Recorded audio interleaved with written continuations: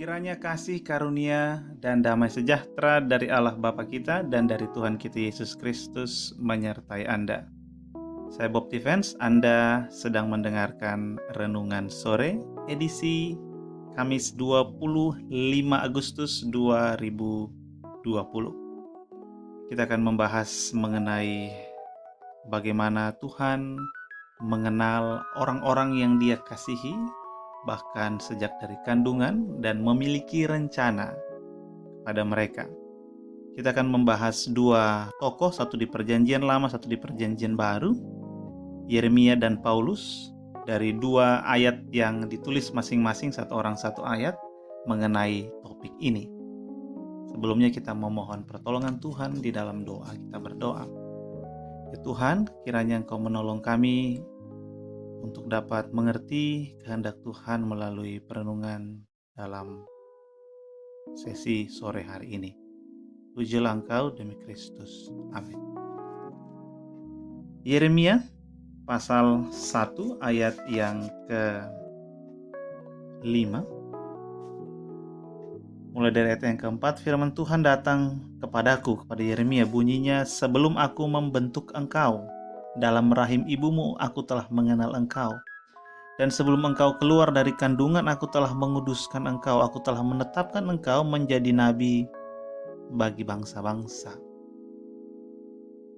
Dan Galatia 1 ayatnya yang ke-15, tetapi waktu ia huruf besar berarti Tuhan, yang telah memilih aku sejak kandungan ibuku dan memanggil aku oleh kasih karunia-Nya, berkenan menyatakan anaknya di dalam aku, supaya aku memberitakan dia, maka sesaat pun aku tidak minta pertimbangan kepada manusia.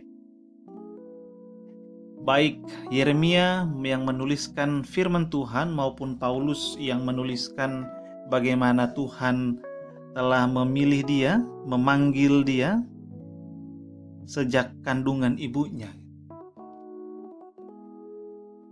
Yang kita mau renungkan pada kesempatan ini adalah bagaimana kita ini belajar dari baik Yeremia maupun Rasul Paulus bahwa Tuhan mengenal orang-orang yang Ia kasihi bahkan sebelum mereka lahir. Dan bukan hanya mengenal dalam arti tahu, tetapi mengenal dalam arti Dia memiliki sebuah rencana, sebuah panggilan yang diuntukkan bagi orang-orang yang Dia kasihi. Dan bagi Yeremia, karena Yeremia ini masih sangat muda ya kan pada waktu Tuhan mengatakan itu padanya tadi, maka Yeremia menjawab Tuhan setelah Tuhan berkata, aku telah mengenal engkau, aku membentuk engkau, mengenal engkau. Maka kemudian Yeremia menjawab, Tuhan Allah, sesungguhnya aku tidak pandai berbicara sebab aku ini masih muda. Jadi Yeremia masih menjawab dengan, aku kan tidak bisa. Tapi Paulus mengatakan, aku tidak minta pertimbangan kepada manusia. Artinya dia sangat yakin gitu. Tuhan memanggil dia, jadi dia menjawab ya gitu. Walaupun akhirnya Yeremia juga menjawab ya karena Tuhan meyakinkan dia. Nah, di sini kita melihat bahwa panggilan Tuhan itu Tuhan nyatakan, dan Tuhan memberi ruang kepada Yeremia untuk ragu. Namun dalam ruang ragu itu Tuhan meyakinkan Yeremia sehingga Yeremia berkata, ya saya mau gitu. Dia rela hati untuk dipanggil. Tuhan melakukan kehendak Tuhan.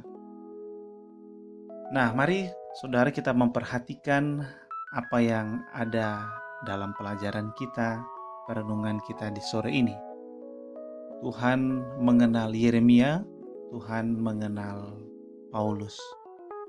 Tuhan tahu dari awal, karena bahkan mereka belum keluar dari kandungan, masih ada di dalam perut ibunya masing-masing. Mereka sudah direncanakan. Mereka sudah diagendakan oleh Tuhan. Dan pada waktu masing-masing Tuhan menyatakan agenda itu. Tuhan menyatakan agenda itu.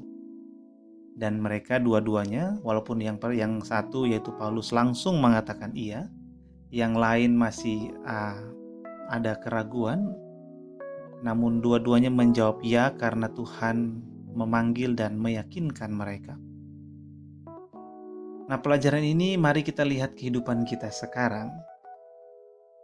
Tuhan mengasihi kita di dalam Kristus. Itu artinya kita masuk ke dalam orang-orang yang dikasihi oleh-Nya. Jika Anda adalah orang yang mengarahkan hidup Anda kepada Tuhan, jika Anda adalah orang yang datang kepada Tuhan untuk memohon pengampunan, yang percaya penuh bahwa Yesus Kristus telah mati untuk Anda, untuk menebus Anda, menghapus dosa-dosa Anda, jika Anda adalah orang yang menyadari bahwa Anda adalah orang berdosa yang membutuhkan anugerah Tuhan, maka Anda adalah, menurut Rasul Paulus, kawan sewarga dari orang-orang kudus. Anda bukan lagi jauh, Anda sudah menjadi dekat oleh darah Yesus. Terhitung berada di dalam kumpulan orang-orang kudus. Kumpulan orang-orang yang telah ditebus oleh Tuhan. Artinya Anda dan saya, kita adalah orang-orang yang dikasihinya. Dan karena kita adalah orang-orang yang dikasihinya, maka Allah memiliki rencana, Allah memiliki panggilan dalam hidup kita. Entah Anda sudah memahami atau belum memahami panggilan Tuhan, maka berdoalah agar Tuhan menyatakan dan meyakinkan Anda panggilan apa yang Dia ingin Anda lakukan dalam hidup ini. Karena Tuhan menciptakan kita ada tujuannya. Sehingga untuk mengetahui itu maka kita perlu bertanya. Dan namanya orang bertanya, maka ya bertanyalah sampai menemukan jawaban. Namanya orang bertanya, ya orang bertanya harus niat.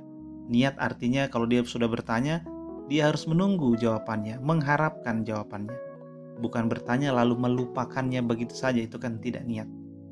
Tuhan menginginkan kita untuk niat, mengarahkan pertanyaan kita. Tuhan, saya ini dipanggil untuk apa? Tuhan, saya ini mau mengarahkan hidup saya kepada kehendak Tuhan. Nah, secara khusus, kehendak Tuhan dalam hidup saya itu apa saja? Saya sudah membacanya secara umum di dalam kitab suci. Saya harus hidup di dalam kasih karunia, saya harus dikuduskan setiap hari, saya harus mengasihi Tuhan, saya harus mengasihi sesama. Tapi ada hal-hal yang khusus, apa ya Tuhan, yang memang harus saya lakukan? Saya ini dipersiapkan Tuhan untuk melakukan apa dalam hidup saya? Nah, pertanyaan-pertanyaan itu terus ditanyakan sampai Tuhan menjawabnya. Kenapa? Karena Tuhan senang, Tuhan menghendaki kita untuk tekun terus berdoa, terus mencari jawaban yang dari Tuhan, terus berhubungan dengan Tuhan.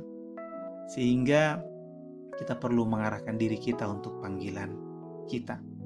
Bagi Anda yang sudah meyakini panggilan Anda, maka bertekunlah. Dan ingatlah bahwa Tuhan yang memanggil Yeremia dan Tuhan yang memanggil Paulus adalah Tuhan yang sama yang memanggil Anda. Sehingga ketika Yeremia disertai, ketika Paulus disertai, dengan demikian Anda pun disertai oleh Tuhan.